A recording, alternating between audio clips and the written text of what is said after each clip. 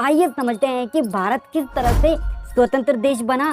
देश का बनने वाला हर पीएम प्रधानमंत्री दिल्ली में जाकर लाल किले से ही अपनी भाषण के रूप में बड़ी बड़ी घोषणा करता है।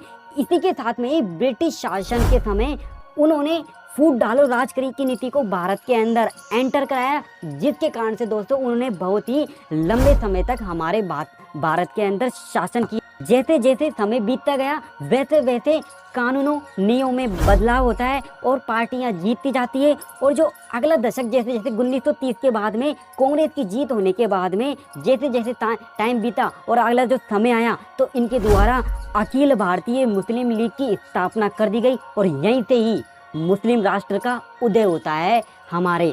इसके साथ ही दोस्तों क्या होता है 1945 के बाद में द्वितीय विश्व युद्ध हो जाने के कारण परेशान ब्रिटिश और अनेकों देश परेशान होते हैं इस युद्ध के कारण, क्योंकि ये बहुत ही 6 साल तक बड़े लेवल पे हुआ था। सन 1946 के अंदर ही ब्रिटेन की लेबर पार्टी की जो सरकार है ना, उनका राजकोष था उस समय समाप्त हो रहा था। द्वितीय विश्व युद्ध की वजह से वो अपने व्यवसाय जो अपने व्यापारियों को कंट्रोल नहीं कर पा रहे थे, क्योंकि उस समय सब कुछ खत्म होता दिखाई दे रहा था। तो उन्होंने क्या किया कि उस समय ब्रिटिश प्रधानमंत्री ने ये घोषणा की कि हम भारत को पूर्ण आत्म प्रशासन का अधिकार देना चाहते हैं। इसी के साथ में उस समय वायसराय माउंटबेटन का जो लॉर्ड माउंटबेटन थे, जो वायसराय थे, उनका जो सत्ताधारी थी, जो हस्तांतरण था ना, उनकी अवधि को बढ़ा दिया गया। यूके की संसद पार्लियामेंट के अंदर ब्रिटिश शासन भारतीय स्वतंत्रता अधिनियम के तहत भारत को 2 प्रांतों में बांटता है। फर्स्ट है भारत, दूसरा है पाकिस्तान। यही दिन था 15 अगस्त 1947 को जिसमें भारत एक स्वतंत्र देश, स्वतंत्र कंट्री बनती है। और ये समय बांग्लादेश सहित था जो डेट डिसाइड की गई थी।